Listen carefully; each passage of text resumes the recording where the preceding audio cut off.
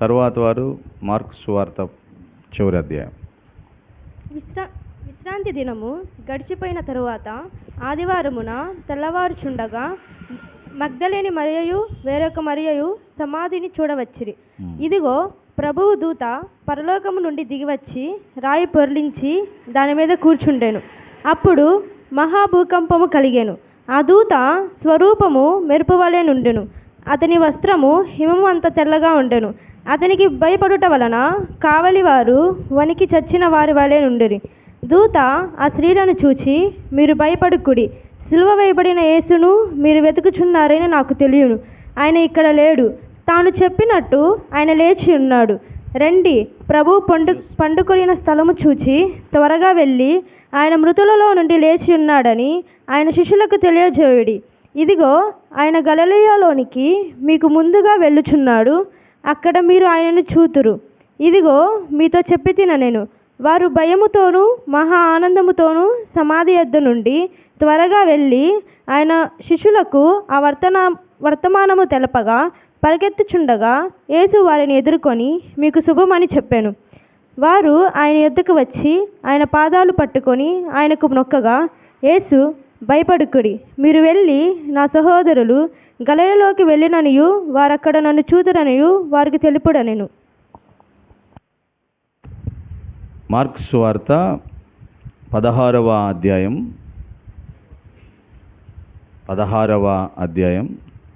1 నుండి 8 వచనాలు.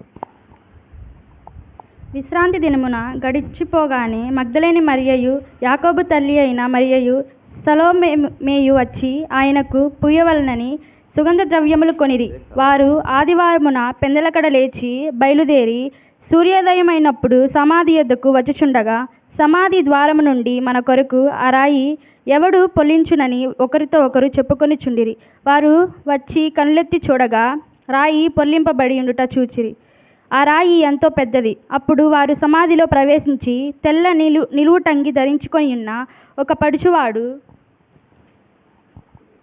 కుడివైపున కూర్చుండుట చూచి మిగుల కలవరపడిరి. అందుకతడు, కలవరపడకుడి, సిలువ వేయబడిన నజరేయుడగు యేసును మీరు వెతుకుచున్నారు. ఆయన లేచి ఉన్నాడు, ఇక్కడ లేడు. వారు ఆయనను ఉంచిన స్థలము చూడుడి. మీరు వెళ్ళి ఆయన మీకంటే ముందుగా గలిలయలోనికి వెళ్ళుచున్నాడనియు ఆయన మీతో చెప్పినట్టు అక్కడ మీరు ఆయనను చూతురనియు ఆయన శిష్యులతోనూ పేతురుతోనూ చెప్పుడనెను. వారు బయటకు వచ్చి విస్మయము నుండి వణుకుచు సమాధి యొద్ద నుండి పారిపోయిరి. వారు భయపడినందున ఎవనితో ఏమీ చెప్పలేదు. ఇంకెవరైనా లూకా సువార్త 24వ అధ్యాయం 1 నుండి 12 వచనాలు చదువుతారు ఎవరైనా? లూకా సువార్త 24 చదువుదాం.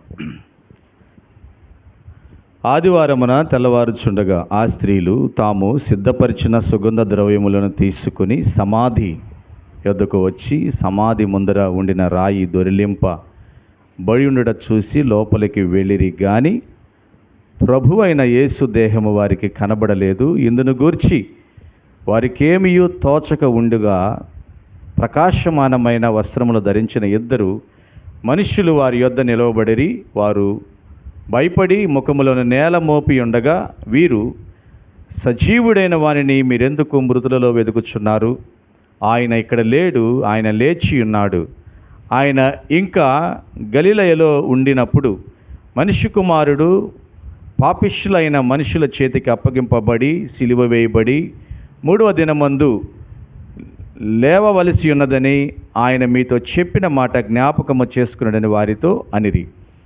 అప్పుడు వారు ఆయన మాటలు జ్ఞాపకము చేసుకుని సమాధి యొద్ద నుండి తిరిగి వెళ్ళి ఈ సంగతులన్నీ 11 శిష్యులకును తక్కిన వారందరికీ తెలియజేసిరి. ఈ సంగతులు అపోస్తలులలో చెప్పిన వారెవరనగా మగ్దలేనే మరియు యోహన్నయు యాకోబు తల్లి అయిన మరియు వారితో కూడా ఉన్న ఇతర స్త్రీలను.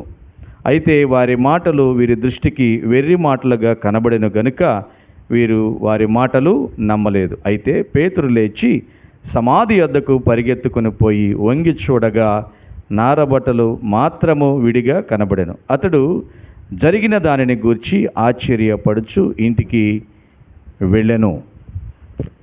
చివరిగా యోహాను సువార్త, ఎవరైనా చదవగలరా? యోహాను సువార్త 20వ అధ్యాయము 1 నుండి 10 వచనాలు. ఎవరైనా? మీరు కాదు చదవని వాళ్ళు ఎవరైనా చదువుతారా? యోహాను సువార్త 20వ అధ్యాయము 1 నుండి 10 వచనాలు.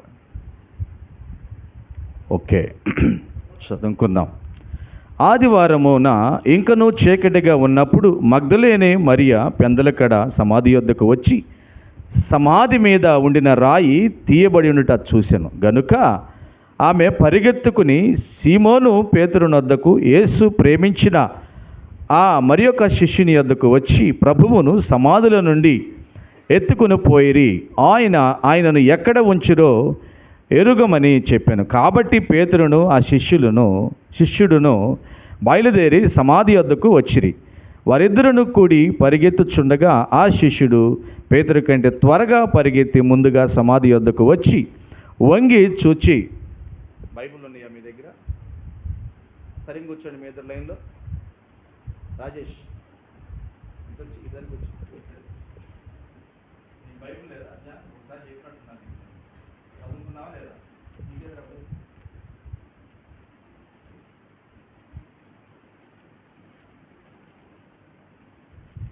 యోహాను సువార్త 20వ అధ్యాయం. ఇప్పుడు 5వ వచనం చదువుతున్నాను. 5వ వచనం మీద మీ ఏలు ఉండాలి. చిన్నపిల్లలు, యవన బిడ్డలు, చదవగలిగిన వారు, అక్షరాలు కనబడేవాళ్ళు బైబిల్ తీసి మీ ఏలు ఆ బైబిల్ మీద ఉంచండి. నేర్చుకోండి. పెద్దవాళ్ళం అయిపోతున్నాం, పిల్లలు ఎదుగుతూ ఉన్నారు. పిల్లలు కూడా నేర్చుకోండి. మనం సరదాగా రావడం లేదు. దేవుని సత్యాన్ని అంగీకరించి దేవుని నిత్య జీవానికి వారసులు కావడానికి వస్తున్నాం. సమయాన్ని గడపడానికి కూడా మనం రావడం లేదు. దయచేసి ప్లీజ్ నా యొక్క విన్నపాన్ని మీరు అర్థం చేసుకోవాలని ప్రేమతో తెలియజేస్తున్నాను. బైబిల్ తీసుకున్నాను,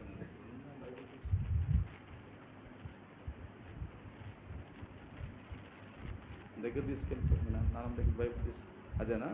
దగ్గర కూర్చో, జాన్ దగ్గర కూర్చో. చూడండి, మీరు చదువుకున్నవారు ఈసారి నెక్స్ట్ వీక్ నుంచి మీరే బైబిల్ చదవాలి. నేను చదివే ప్రతి రిఫరెన్స్ మీరు రూతు, దుర్గాదేవి, జాను, రాజేష్ మీరే చదవాలి. పెద్దలు ఎవరు చదవడానికి లేదు. ఏం చేస్తారు నాకు తెలియదు, నేర్చుకోవాలి. ఓకేనా? సరేనా? చెప్పండి, సరేనా లేదా?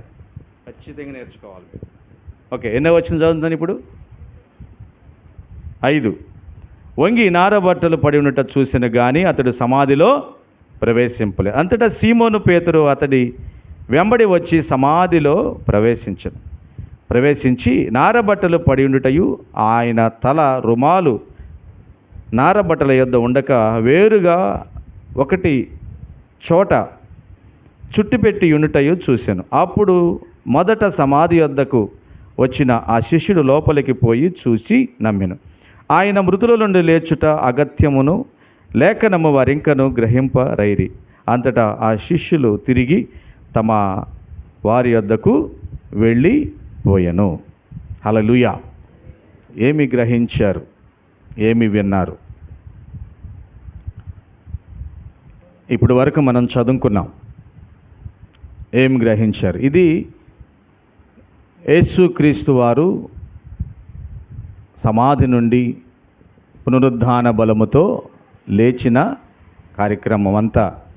4 సువార్తల్లో 4, మత్తయి గారు, మార్కు గారు, లూకా గారు, యోహాను గారు ఏ విధంగా వర్ణించారు, ఏ విధంగా వ్రాశారు? ఒక్కొక్కరు ఒక్కొక్క విధంగా వ్రాసుకుంటూ వచ్చారు. అంటే వాళ్ళకు అర్థమైన విధంగా. అతి ప్రాముఖ్యం ఏంటంటే మొట్టమొదటిగా ప్రభు అయిన యేసుక్రీస్తు వారు ఎవరిని మాట్లాడాడు, ఎవరితో పలకరించి, ఎవరిని నా సమాచారం వెళ్ళి చెప్పమన్నాడు? చెప్పాలి. అందుకే 4 సువార్తలు చదివేటప్పుడు మీరు వినాలి. ఎవరిని?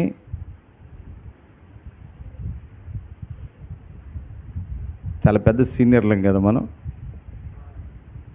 చెప్పాలి ఎవరిని?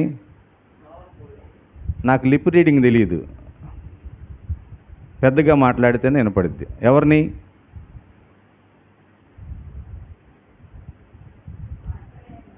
మగ్ధలేని మరియ. గట్టిగా చెప్పలు కొడదాం, దేవునికే మహిమ కలుగును గాక. మగ్ధలేని మరియ. మగ్ధలేని మరియ అంత ఆసక్తి చూడండి. ఈరోజు మనం ఇలా కూర్చుని ఉన్నాం, యేసుక్రీస్తు లేచాడు, అదొక ఆశ్చర్యం, అద్భుతం అనుకుంటున్నాం. అలా అనుకుంటాం, ఒక పండగలాగా చేసుకుంటాం, వెళ్ళిపోతాం.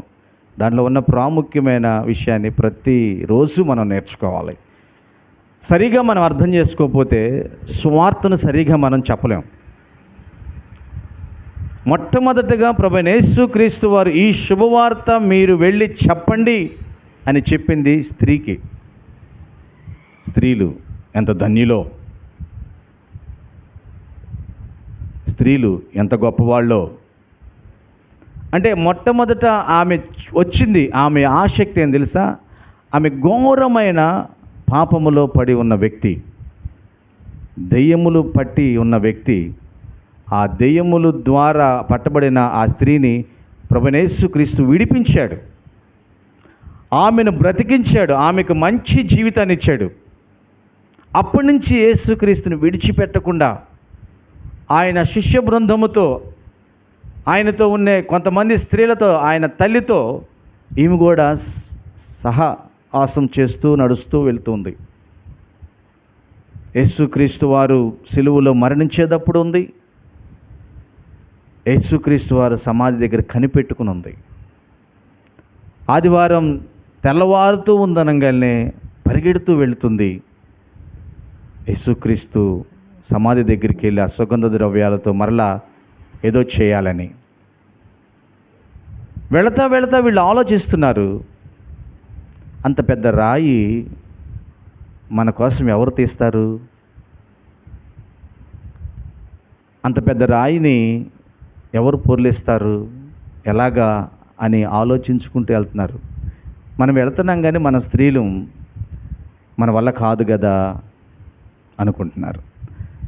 ప్రియ దేవుని బిడ్డలారా, మనలో దేవుని మీద, దేవుని ఆరాధన మీద, దేవుడు చేసిన కార్యాల మీద ఆసక్తి ఉంటే, ఇదిగో మగ్ధలేని మరియగా ఎలాగైతే ఆసక్తి చూపిస్తే దేవుడు మాట్లాడాడో అలాగ మనందరితో మాట్లాడతాడు దేవుడు. ఆమేన్, హల్లెలూయా. ఆసక్తి కావాలి.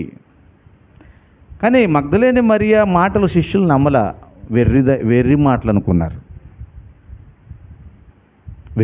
అనుకున్నారు, అయినప్పటికీ దేవుడు ఆమెనే దర్శించాడు, ఆమెతోనే మాట్లాడాడు. ఆమె నుండే లోకానికి పునరుద్ధానపు సువార్తను తీసుకుని వెళ్ళాడు. దేవునికే మహిమ కలుగునుగాక. హల్లెలూయా. అందరూ చెప్దాం హల్లెలూయా, హల్లెలూయా. మరి ఈరోజు ఈ మాటలు వింటున్న నీవు నేను ఈ పునరుద్ధానపు శక్తితో నింపబడి ఈ శుభవార్తను తీసుకుని వెళ్ళాలి. ఈరోజైనా, ఈ సంవత్సరమైనా ఈ శుభవార్తను నువ్వు అర్థం చేసుకోవాలి. నా జీవితం ఎలా ఉంటే నా యేసయ్య నన్ను కాపాడాడు, కాపాడబడిన నేను మరి ఇప్పుడు ఎలా ఉన్నాను? ఆసక్తి ఉందా?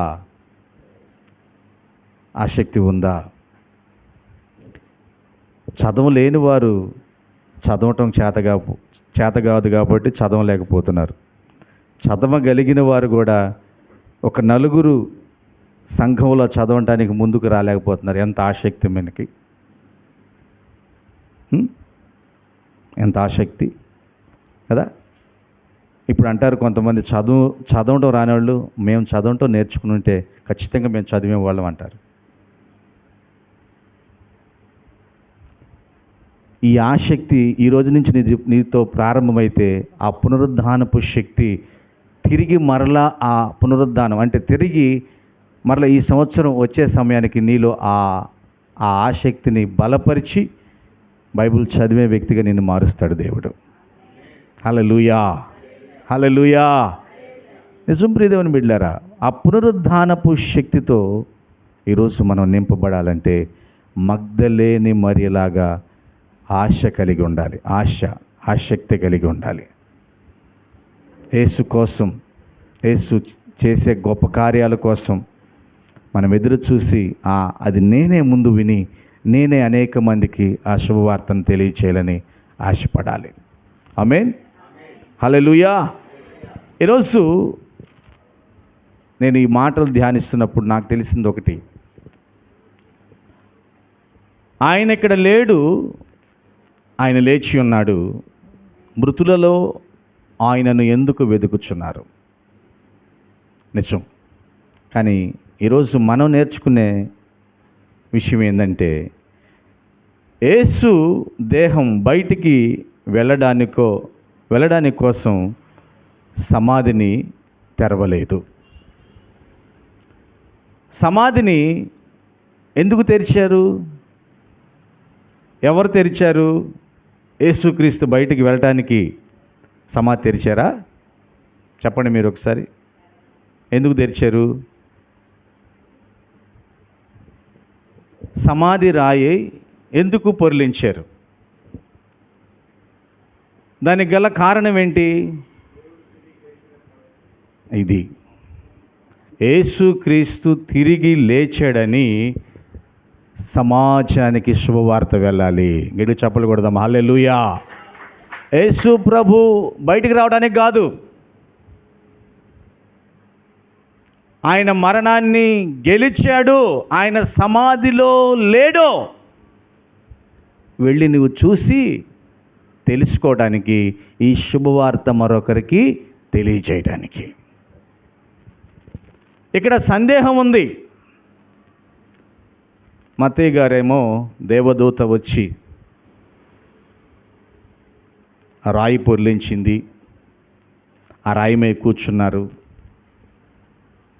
ఇద్దరు పడుచువారు మగ్దలేని మరియతో మాట్లాడినట్టు ఒక సువార్తికుడు రాశాడు. ఇలా వారి యొక్క అభిప్రాయాన్ని రాసుకుంటూ వచ్చారు. వాళ్ళకి అర్థమైంది, వాళ్ళు చూసింది. వాస్తవానికి సమాధి రాయి తెరవబడింది నీ కోసం, నా కోసం. దేవునికి మహిమ కలుగును గాక. నీవు నేను నమ్మడానికి ఒక సత్యం అర్థం చేసుకుందాం. యేసుక్రీస్తు వారు సమాధి రాయి తీయకపోయినా బయటికి రాగలడా లేడా? చెప్పండి. రాగలడా లేడా? ఖచ్చితంగా రాగలడు. ఒకసారి చూద్దాం. యోహాను సువార్త 19వ అధ్యాయం, యోహాను సువార్త 20వ అధ్యాయం 19వ వచనం.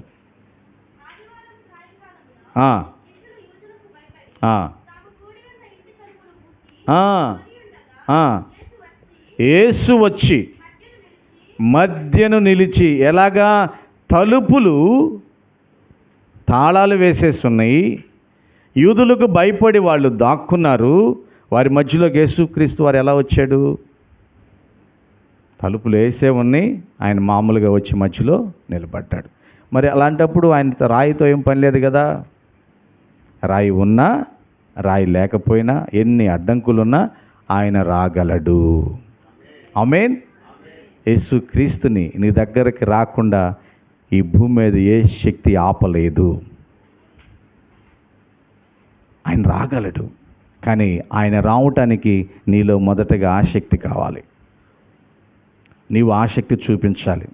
నా యేసయ్య నా దగ్గరికి రావాలి, ఆ పునరుద్ధానపు శక్తిని నాకు దయచేయాలి. ఆ పునరుద్ధానపు శక్తితో నేను శుభవార్తను తెలియచేయాలి. ఇక్కడ మనం ధ్యానం చేసుకుంటున్నాం. మొట్టమొదటిగా మనం అర్థం చేసుకోవాల్సింది, యేసుక్రీస్తు వారు బయటికి రావటానికి కాదు సమాధి యొక్క రాయి తీయబడింది, నీకు నాకు యేసు పునరుద్ధానుడయ్యాడనే సత్యం అర్థం అవటానికి. హల్లెలూయా. ఇక్కడ స్త్రీలకు తెలిసింది, మగ్దలేని మరియకి తెలిసింది. యేసు ప్రభు వారు చెప్పాడు, నువ్వు వెళ్ళి శిష్యులకు చెప్పు అన్నాడు. వీళ్ళు వచ్చారు, శిష్యులతో చెబుతున్నారు. శిష్యులు అర్థం చేసుకున్నారా? వెర్రివారిలాగా చూశారు. వాళ్ళని వెర్రివారు అనుకున్నారు. కానీ వెళ్ళాలి, చూడాలి అనుకున్నారు, వెళ్ళారు. పేతురు బయటుండి వంగి చూశాడు. యోహాను కొద్దిగా లోనకి వెళ్ళి చూశాడు. అయోమయం. అంత చూసినా కానీ లేచాడని నమ్మారనుకుంటున్నారా? లేదు. సంసిద్ధంలో ఉన్నారు. అనుమానం. నిజమేనంటారా? నిజమేనా? అంటే యేసుక్రీస్తు నేను తిరిగి లేస్తాను అనే మాట చెప్పాడు. కానీ ఇంకా వాళ్ళకు గ్రహింపు రాలా. ఇంకా వారికి ఆ కళ్ళు తెరవబడలా. కొద్దిగా లోనకి వెళ్ళారు. లోన వంగి చూశారు. ఆయన్ని కట్టి ఉన్న ఆ ప్రేత వస్త్రం అలాగే ఉంది. కానీ ఆయన తల కట్టిన రుమాలు కొద్దిగా తీసి పక్కన పెట్టుంది. అంటే ఎలా ఉందంటే ఇలా అనుకోవచ్చు మనం. సీతాకోక చిలుక ముందు ఏంటి దాని భావం? ముందు ఎలా ఉంటుంది? అది ఏమంటారు దాన్ని? గొంగలి పురుగు. గొంగలి పురుగు ఇంకా సీతాకోక చిలుకగా మారేటప్పుడు ఏమైంది? దానికి చుట్టూ ఒక గూడులాగా ఏర్పడింది కదా. ఆ గూడులాగా ఏర్పడి అది సీతాకోక చిలుక అయిన తర్వాత గూడుతో పాటు వెళ్ళిపోయిద్దా? బయటకు మామూలుగా వచ్చిద్దా? గూడులాగే ఉంటుంది. పిల్లలు, రాజేష్ వింటున్నావా? ఆ గూడులాగా ఉండదు. గూడులో నుంచి అది బయటకు వచ్చేసింది. ఇప్పుడు అలా చూశారు దాన్ని. ఓకే, ఆయన కట్టి ఉన్న వస్త్రం ఆయనదే, అక్కడే ఉంది. ఆయన బయటికి వెళుతా రుమాలు తీసి పక్కన పెట్టాడు. హల్లెలూయా. మనం అర్థం చేసుకోవాలి. ఇప్పుడు అసలు యేసుక్రీస్తు వారు నిజంగా చనిపోయాడా లేదా? ఎంతమంది మీరు అంటారు యేసుక్రీస్తు చనిపోయాడని? చనిపోయాడా? ప్రపంచానికి ఇప్పటికీ అనుమానం తీసుకొచ్చే కొన్ని మాటలు ఇవి. యేసుక్రీస్తు చనిపోయాడా అంటే మనం బైబిల్లో ఉన్న కొన్ని విషయాలు తీసుకుని చనిపోయాడు అంటున్నాం. కానీ ప్రపంచంలో ఉన్న వ్యక్తులకి ఇది నిజం, ఇది సత్యం. యేసుక్రీస్తు మరణించాడు, 3వ దినం తిరిగి లేచాడు. హల్లెలూయా. ఇది ఎలా చెబుతావు నువ్వు? ఏ విధంగా చెప్పగలవు? వినండి. యేసుక్రీస్తు వారు శిలువ మరణాన్ని పొందటానికి ముందు ఆయన హింసించారు, కొట్టారు, శరీరమంతా బాగా బాధించారు, ముళ్ళ కిరీటం పెట్టారు, శిలువలో 3 మ్రేకులు కొట్టారు. ఇప్పుడు ఆయన చనిపోయాడని ఎవరు కన్ఫర్మ్ చేశారంటే సాయంకాలం అవుతుంది, 6 లోపు ఆ దేహాన్ని అక్కడి నుంచి తీసేయాలి. యూదుల సాంప్రదాయం ఏంటంటే 6 నుంచి 6 వరకు, ఉదయం 6 నుంచి సాయంత్రం 6 వరకు పగలు, సాయంత్రం 6 నుంచి మళ్ళీ ఉదయం 6 వరకు రాత్రి. అంటే మనమేమో రోజులు అంటాం, వాళ్ళేమో ఒక పగలు ఒక రాత్రి, వాళ్ళ లెక్క అలా ఉంటుంది. ఈ 6 లోపే దేహాన్ని తీసుకెళ్ళిపోవాలి. ఈ సమయంలో నికోదేము, అరిమత యేసేపు వీళ్ళు పిలాతు దగ్గరికి వెళ్ళారు యేసుక్రీస్తు యొక్క దేహం కావాలని. ఆయన చనిపోయాడో లేదో కన్ఫర్మ్ చేయాలి కదా. భటులు వచ్చారు కన్ఫర్మ్ చేయడానికి. చూస్తే ఇటువైపు దొంగ, ఇటువైపు దొంగ బ్రతికే ఉన్నారు. బ్రతికే ఉన్న వారిని కొట్టి చంపేశారు. జాగ్రత్తగా వినాలి. కానీ యేసుక్రీస్తు వారు చనిపోయాడు. మరి చనిపోయాడా లేదని తెలియటానికి ఒక బరిసె తీసుకుని ఈ పక్కలో పొడిశారు. అప్పుడు ఏమొచ్చింది? ఒక్క నీళ్ళేనా? చెప్పాలి మీరు అందరూ. ఏమొచ్చింది? నీరు, రక్తము. ఎక్కడి నుంచి వచ్చింది?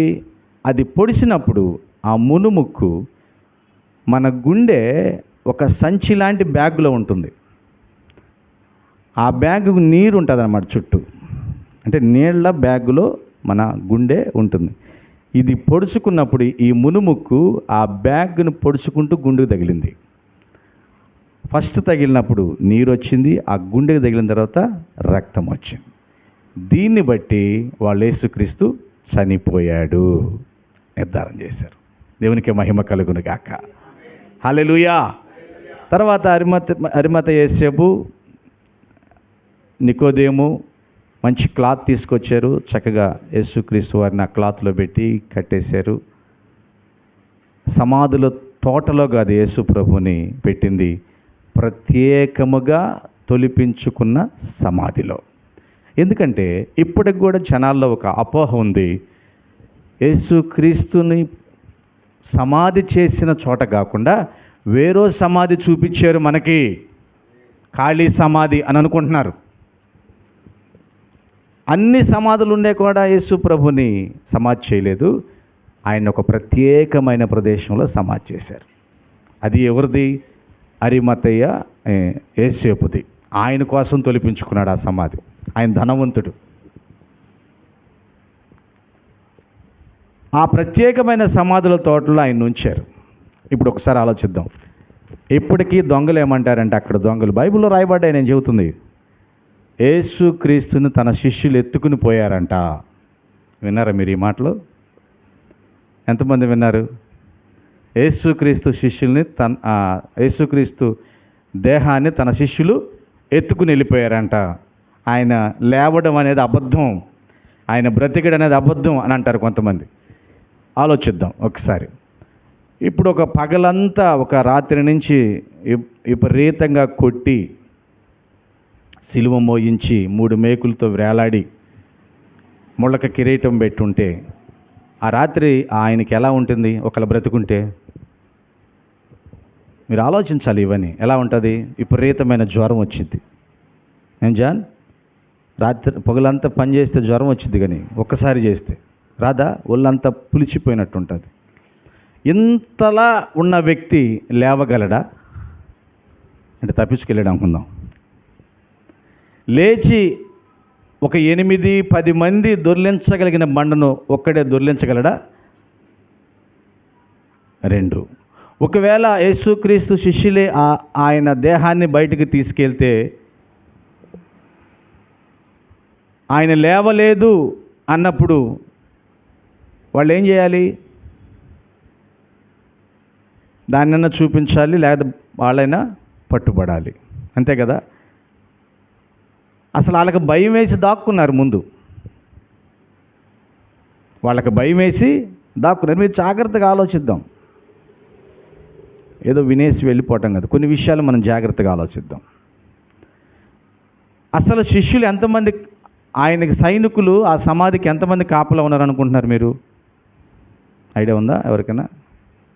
ఒక 16 మంది కాపలా ఉన్నారు. ఎంతమంది? 16 మంది కాపలా ఉన్నారు. డ్యూటీ లెక్క అనమాట. 4 కాపలా ఉంటారు, మిగిలిన వారు పనుకుంటారు. మళ్ళీ 4 కాపలా ఉంటారు, మళ్ళీ మిగిలిన వారు అలాగా పగలు రాత్రి అట్లా డ్యూటీలు వారీగా కాపలా కాస్తున్నారు. మరి ఎంత కాపలా ఉంటే ఎవరైనా ఎత్తుకెళ్ళడానికి అవకాశం ఉంటుందా? ఎవరు ఎత్తుకెళ్ళడానికి అవకాశం లేదు.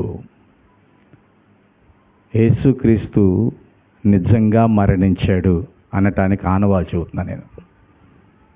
హల్లెలూయా, హల్లెలూయా. నిజముగా మరణించాడు, నిజముగా తిరిగి లేచాడు. దేవునికి మహిమ కలుగును గాక. హల్లెలూయా. నిజముగా తిరిగి లేచాడు.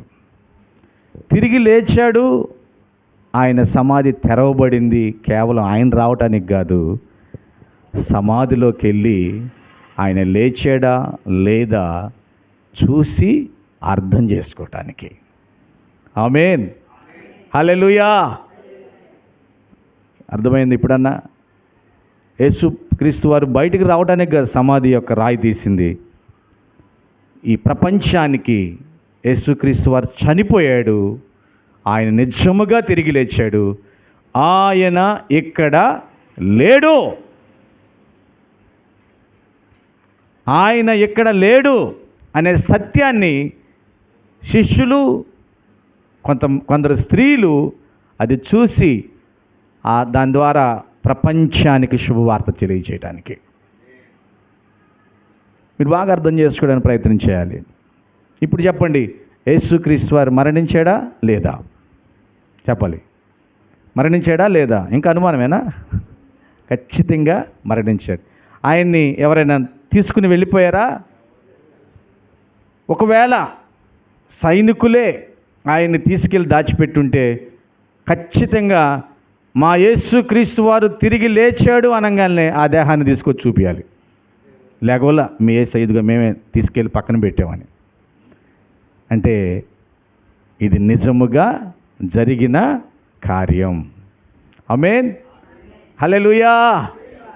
పునరుద్ధానుడా నా యేసయ్యా, పునరుద్ధానుడా, మరణము గెలచి బ్రతికించితివి నన్ను, మరణము గెలచి బ్రతికించితివి నన్ను, స్తుతి పాడుచు నిన్నే ఘనపరచుచు ఆరాధించెదన్ చూచు, స్తుతి పాడుచు నిన్నే ఆరాధించెదనిలో జీవించుచు, పునరుద్ధానుడా నా యేసయ్యా, పునరుద్ధానుడా, మరణము గెలచి, అందరం పాడదాం. మరణము గెలచి బ్రతికించితివి నన్ను, స్తుతి పాడుచు నిన్నే ఆరాధించెదనిలో. హల్లెలూయా. రెండో విషయం, యేసుక్రీస్తు వారు ఖచ్చితంగా మరణమును జయించి తిరిగి లేచాడు. ఇదొక విషయాన్ని చెప్పాలనుకున్నాను. రెండు, యేసుక్రీస్తు వారు నిజమైన దేవుడు అనే విషయాన్ని మీకు తెలియజేయాలనుకుంటున్నాను. అంటే మనం అందరూ అంటున్నారు, మనం కూడా అంటున్నాం. అలా కాదు, నిజమైన దేవుడు ఆయన. ఆమేన్, హల్లెలూయా. ఎలాగా? ఒకసారి 10 ఆజ్ఞలు బైబిల్లో మోషేకి దేవుడిచ్చిన 10 ఆజ్ఞలు ఎక్కడున్నాయి బైబిల్లో? Very good, thank you. నిర్గమకాండము 20వ అధ్యాయము. అలా చెబుతుంటే నాకు చాలా సంతోషం. నాకంటే ముందు యేసుక్రీస్తు వారికి చాలా సంతోషం. ఎన్ని సంవత్సరాల నుంచి బడికి వచ్చి అక్షరం మొక్క రాకపోతే ఎలాగా? నేర్చుకోవాలి, చదవాలి, చెప్పాలి. ఎక్కడుంది? కాదు, ఇప్పుడు నేను చెబుతాను. నేను నిర్గమకాండము 20వ అధ్యాయము 3-4 వచనాలు. నేను తప్ప వేరొక దేవుడు నీకు ఉండకూడదు. పైన ఆకాశం అందే కానీ, క్రింద భూమి అందే కానీ, భూమి కింద నీళ్ల ఎందే కానీ ఉండు దేని రూపమునైనను విగ్రహమునైనను నీవు చేసుకొనకూడదు. వాటికి సాగిలపడకూడదు, వాటిని పూజింప. ఇది దేవుడిచ్చిన ఆజ్ఞలో ఒకటి. కానీ కొంతమంది మనుషులను పూజిస్తున్నారు, కొంతమంది కొన్ని ఆకారాలను ఆరాధిస్తూ ఉన్నారు. ఇప్పుడు భూమి మీద యేసుక్రీస్తు వారు శుభవర్తమానం తెలియజేస్తున్నప్పుడు యేసుక్రీస్తుని ఎవరైనా ఆరాధించారా? ఆరాధిస్తుంటే ఎవరినైనా ఆటంకపరిచాడా? జాగ్రత్తగా. నెక్స్ట్ మీకే క్వశ్చన్స్ ఎక్కువగా ఉంటాయి. దుర్గాదేవి, రూత్. యేసుక్రీస్తు వారిని ఎవరైనా ఆరాధిస్తుంటే నన్ను ఆరాధించబాకండి, నేను మనిషిని అని ఎవరినైనా ఆటంకపరిచాడా? కనుక గుర్తులేదు, ఐడియా లేదు కదా. ఒకసారి చూద్దాం. మత్తయి సువార్త బైబిల్ తీయండి, 8వ అధ్యాయం. మత్తయి సువార్త 8వ అధ్యాయం 2వ వచనం. ఇదిగో కుష్ఠరోగి వచ్చి ఆయనకు మ్రొక్కి, ప్రభువా, 2 మాటలు ఉన్నాయి. ప్రభువా అంటే ఏంది? ఆయన దేవుడిగా ఒప్పుకున్నాడు. 2, మ్రొక్కాడు. అంటే ఏం చేశాడు? ఆరాధించాడు. వద్దు, నువ్వు మనిషివి, నేను మనిషిని, నన్ను నువ్వు ఆరాధించకూడదు అని యేసుక్రీస్తు చెప్పాడా? ఎందుకు? ఆయన దేవుడు కాబట్టి. గట్టిగా చెప్పలు కొడదాం హల్లెలూయా. గట్టిగా సత్యం అర్థమైంది మనకి. గట్టిగా చెప్పలు కొడదాం హల్లెలూయా. ఆయన దేవుడు కాబట్టి ఆయన్ని ఆరాధించాలి కాబట్టి. ఇంకొక వచనం, అదే 8వ అధ్యాయం 5, 6 వచనాలు. ఒక శతాధిపతి వచ్చి, చూడండి, ప్రభువా, చాలు, ప్రభువా అంటే మై లార్డ్, నా దేవా. ఎవరితను? హలో, మీ అందరిలాగా, మీలో కొందరిలాగా బాప్తిసాలు తీసుకుని ప్రార్థనకి వెళ్తూ బైబిల్ చదువుతూ ఎంతో కొంతమందికి సువార్త చెబుతున్న మీ అంత భక్తుడు కాదు. మన అంత భక్తి లేదు ఆయన దగ్గర. కానీ ఆయనకు ఒకటి తెలుసు, ఈయనే దేవుడని. ఎడుకోటాలి గట్టిగా, సపట్లు కూడా హల్లెలూయా. ఈయనే దేవుడు. ఆ గ్రహింపును బట్టే చివరిలో అన్నాడు, ఇతనుకున్న విశ్వాసము నేను ఎవరిలో చూడలా, ఇతను కూడా అబ్రహాము సంతానమే. హల్లెలూయా. అంటే నేను దేవుణ్ణి, యేసుక్రీస్తు వారు నేను దేవుణ్ణి అని తన్ను తాను కనబరుచుకున్న కొన్ని వచనాలు తరువాత చూపిస్తాను. యోహాను సువార్త 5వ అధ్యాయం 23, 24. అందరూ జాగ్రత్తగా వినాలి. 23వ వచనం, తండ్రిని ఘనపరచునట్లుగా అందరూ కుమారును ఘనపరచవలెవని తీర్పు తీర్చుటకు సర్వాధికారము ఎవరికి? కుమారునికి అనుగ్రహించున్నాడు. అప్పుడు ఎవరైనా హీఈస్ గాడ్, ఆయన దేవుడు,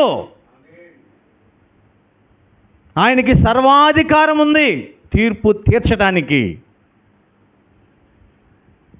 ఆ మాట ఆయనే చెబుతున్నాడు. హల్లెలూయా. తర్వాత 24,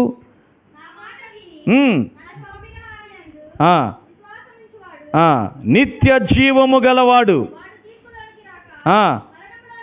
మరణములో నుండి జీవములోనికి దాటి.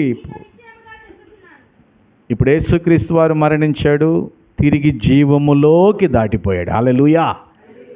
రేపు నువ్వు నేను మరణిస్తాం. భూమి మీద ఆ పునరుద్ధానపు శక్తి ఉన్నదని నమ్మితే ఆ మరణములో గుండా జీవ పునరుద్ధానంలోకి వెళ్తాం. హల్లెలూయా. సంతోషంగా ఉందిరా? హల్లెలూయా. అన్ని ఏర్పాట్లు జరిగిన ఇంటికాడ జరగలేదా? హల్లెలూయా. మరణములో నుంచి మనందరం జీవంలోకి వెళ్ళాలి. దానికి ప్రథమ ఫలం ఎవరు తెలుసా? ప్రభువైన యేసుక్రీస్తు వారు. ఆయనే ప్రథమ ఫలం. చూద్దాం 1 కొరింథీలు, నేను ముగిస్తాను ఇంకా. 1 కొరింథీలు 15వ అధ్యాయం 20-21 వచనం. ప్రథమ ఫలముగా క్రీస్తు మృతుల నుండి లేపబడి ఉన్నాడు.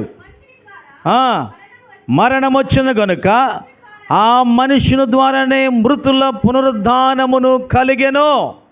హల్లెలూయా. సంపూర్ణ మానవుడుగా, సంపూర్ణ దేవుడుగా ప్రభువైన యేసుక్రీస్తు వారు ఈ భూమి మీద ఉన్నాడు. ఆయన మరణించాడు, పునరుద్ధాన బలముతో తిరిగి లేచాడు. మనం మరణిస్తాం. మరణించిన వారిని చూసి లేకపోతే మనం కూడా మరణిస్తామనే భయం పడాల్సిన అవసరం లేదు. కాకపోతే ఒకటి మొదటి కొద్ది కష్టంగా ఉంటుంది. ఏంటో తెలుసా? నా భార్యకి దూరం అవుతానేమో, నా బిడ్డలకు దూరం అవుతానేమో, నా భర్తకు దూరం అవుతా, ఈ దిగులు ఉంటుంది. దిగులు, నిరీక్షణ లేని వాళ్ళలాగా భయపడకూడదు. ఎందుకంటే మన మరణం ఈ రూమ్లో నుంచి యేసుక్రీస్తు రూములోకి మనల్ని తీసుకెళ్తారు. ఎంత సంతోషం! హల్లెలూయా! అందుకే పౌలు గారు ఒక మాట అన్నాడు, నా మట్టుకైతే బ్రతుకుట క్రీస్తు, చావైతే చెప్పాలి, చావైతే లేలు, మేలు మేలు చాలా. ఎందుకంటే ఈ శరీరం, జాగ్రత్తగా వినండి, ఈ శరీరం పాప శరీరం. ఈ శరీరంలో ఉన్నంతసేపు పాపపు తలంపులు, పాపపు ఆలోచనలు. కన్ను మంచిది కాదు, మైండ్ మంచిది కాదు. అయ్యో నువ్వు ఎంత పరిశుద్ధుడు అని చెప్పినా నేనైతే నమ్మను. నేను నమ్మను. దినదినం పరిశుద్ధుడిగా ఉండటానికి ఈ వాక్యాన్ని ధ్యానిస్తూ వాక్యానుసారంగా జీవితాన్ని కట్టుకుంటున్నాం. అంతవరకే మనం. జన అర్థమైందా? నువ్వు మంచోడు అంటే నేను నమ్మను. నువ్వు నిజంగా మంచోడు ఎలా మారుతావంటే ఇది చదువుతూ దీని ప్రకారం జీవిస్తుంటే మంచివాడిగా ఉంటావు అంతే. నేనైనా, ఇక్కడ నిలబడిన వారైనా, ఇక్కడ కూర్చున్న వారైనా, ఈ మాటలు వింటున్న వారైనా. అందుకని పౌలు గారు ఈ మాట అన్నాడు, బ్రతుకుటైతే యేసుక్రీస్తు కోసమే బ్రతకాలి, లేకపోతే భయంకరమైన పాపం ఉంది ఇక్కడ. అది నన్ను టెంప్ట్ చేసిద్ది, నన్ను రెచ్చగొట్టిద్ది, పాడైపోవడానికి ఎన్ని ఆశలు చూపించాలో అన్ని ఆశలు చూపించింది నాకు. కాబట్టి ఇక్కడి నుంచి తొందరగా యేసయ్య దగ్గరికి వెళ్ళాలని ఆశ ఉండాలి, దాంట్లో ఎటువంటి సందేహం లేదు. ఆశ నిజంగా నీకు ఉండాలి అంటే నువ్వు యేసుక్రీస్తు నిజముగా నా కోసం వచ్చాడు, ఆయనే దేవుడు, ఆయన సర్వమానవాళి కొరకు సిలువలో రక్తము చిందించి మరణించాడు, ఆయన 3వ దినం పునరుద్ధానపు శక్తితో తిరిగి లేచాడు. హల్లెలూయా! ఇది నమ్మాలి. గుడ్డిగా నమ్మమంటున్నావా? ఏమంటే గుడ్డిగా నమ్మమంటున్నావా? లేఖనాలు చూపిస్తున్నాం, ఆధారాలు ఉన్నాయి. ఆయన గొప్పవాడు అనే ఆధారం ఉన్నాయి. ఒకసారి పేతురుకి వచ్చి కొర్నేలు దండం పెట్టాడు, సాష్టాంగ నమస్కారం చేశాడు. పేతురు ఏమన్నాడు? కొర్నేలు, నేను నీలాంటి వాడినే, నన్ను నువ్వు ఆరాధించకూడదు, గౌరవించవచ్చు. ఏమి చక్కగా పేతురు గారికి ఒక చిన్న పెద్ద సింహాసనం వేసి 4 పువ్వులేసి కూర్చోబెట్టచ్చు కదా. 4 పువ్వులేసి అంత అదేదే పొగొచ్చేది ఏందమ్మది, అంత సాంబ్రాణి పెట్టి ఒక చిన్న ప్లేట్లు నుప్పులు 4 వేస్తే పొగ్గోడు వచ్చింది, ఆయన చుట్టూ తిప్పుతూ ఉండొచ్చు కదా. చేశాడు ఆ పని? ఆయనకి తెలుసు నేను దేవుణ్ణి కాదు, నేను మనిషిని. హల్లెలూయా! ఈరోజు కొంతమంది అలాగ అనుకుంటున్నారు. అని యేసుక్రీస్తు వారు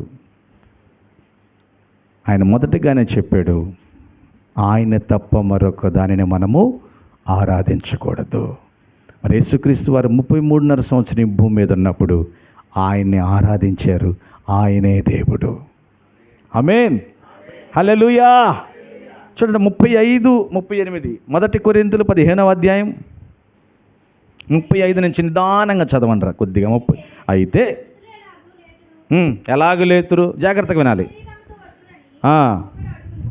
అడుగుతారంట ఇంట్లో, ఇప్పుడు మీరు అడుగుతారు, అయితే చనిపోయిన వారు ఎలా లెగుస్తారు, వారెట్టి శరీరముతో ఒత్తురని ఒకడు అడుగుతాడు. ఇప్పుడు మీరు చనిపోయారు కదా, నేను చనిపోయాను అనుకో, ఎలా లెగుస్తాం? 3 రోజులకి పొట్ట పగిలిపోయిద్ది, వారం రోజులకి పురుగులు పట్టేస్తాయి, 1 సంవత్సరం దాటితే శరీరం అంతా కలిసిపోయింది, ఎముకలు కూడా కలిసిపోతాయి. కొద్దిగా పళ్ళు గలవండి, పళ్ళు తొందరగా ఇసుకలో కలవు, పళ్ళు చాలా విలువైన, జాగ్రత్తగా రుద్దుకోండి. నీ శరీరం అంతా కలిసిపోయినా తొందరగా కలవనది మట్టిలో పళ్ళు మాత్రమే, చాలా విలువైనవి.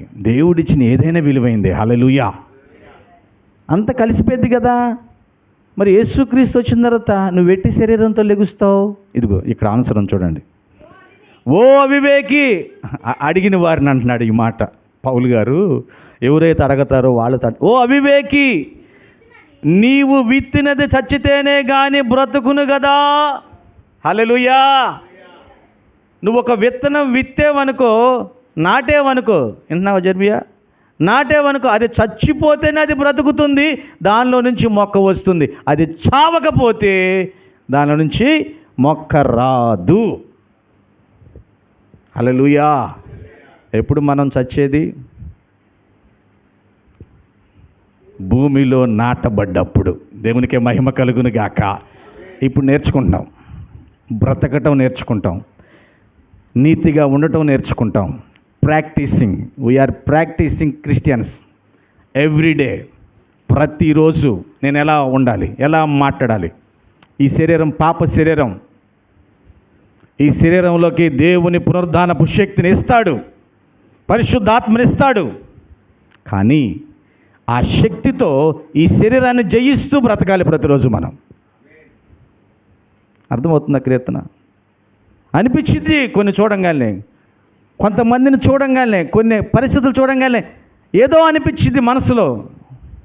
అనిపించదు అన్నవాళ్ళు అబద్ధికులు, అనిపిస్తుంది అన్నవాడు యథార్థవంతుడు. దేవునికే మహిమ. అనిపించిన దాన్ని అణిచివేసుకుని వాక్యానుసారంగా జీవించటమే దైవభక్తి. అప్పుడు మనం చక్కగా నాటబడతాం. అప్పుడు మనం తిరిగి మహిమ శరీరాన్ని తీసుకుంటాం. ఆమేన్. నీవు విత్తుదాన్ని చూడగా అది గోధుమ గింజైనా సరే, మరి ఏ గింజనైనా సరే, వట్టి గింజనే విత్తుచున్నావు కానీ పుట్టబోవు శరీరమును విత్తుటలేదు. రవి, అర్థమవుతుందా? నిన్ను నువ్వుగా విత్తుతావు, అంతవరకే. బ్రతికున్న వాళ్ళు నిన్ను నువ్వుగా తీసుకెళ్ళి భూమిలో విత్తుతారు. నీకు రాబోయే శరీరాన్ని ఎవరు విత్తలేరు. అది ఎవరిచ్చేది? చెప్పాలి నోరు తెరిచి అందరూ. ఎవరిచ్చేది? యేసుక్రీస్తుకు అలాంటి శరీరం మొట్టమొదటిగా వచ్చింది. హల్లెలూయా. మహిమ శరీరం అది. దానికి ఎన్ని తలుపులు వేసినా, ఎంత అండర్ గ్రౌండ్లో పెట్టినా బయటకు వచ్చేస్తుంది. హల్లెలూయా. తర్వాత చదవండి. అయితే దేవుడు తన చిత్త ప్రకారము శరీరమును ఇచ్చును, దాని శరీరమును ఇచ్చును. ప్రతి దానికి ఇక్కడ లిస్టు ప్రకారం మీరు ఇంటికి వెళ్ళి చదవండి. మనిషి శరీరము, పక్షి శరీరము, జంతువు శరీరము, చేప శరీరము, అన్నిటి గురించి చెప్పాడు. పౌలు గారు చాలా అర్థం అవటానికి మనందరికీ చెబుతాను. చివరిగా నేను చివరి మాటలు చెబుతాను. 49వ వచనం. మరియు మనము మంటి నుండి పుట్టిన వాని పోలికను ధరించిన ప్రకారము పరలోక సంబంధి పోలికయు ధరింతుము. ఇది నిజం. హల్లెలూయా. యేసుక్రీస్తు వారు పరలోకము నుండి మంటి శరీరంలోకి వచ్చాడు. మీ మట్టి శరీరంలో ఉన్న ప్రతి మానవుని యొక్క పాపమును భరించాడు. ఆ మట్టి శరీరమును బలిగా అర్పించి వేశాడు. తిరిగి మహిమ శరీరాన్ని ధరించుకున్నాడు. ఆమేన్.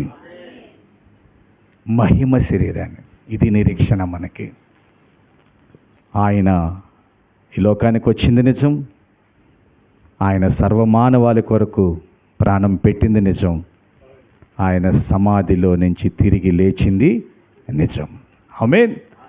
ఇప్పుడు చెప్పండి, సమాధికున్న రాయి ఎందుకు తీయబడింది? నాకు లిప్ రీడింగ్ రాదు. సమాధికున్న రాయి ఎందుకు పక్కకు దొర్లించబడింది?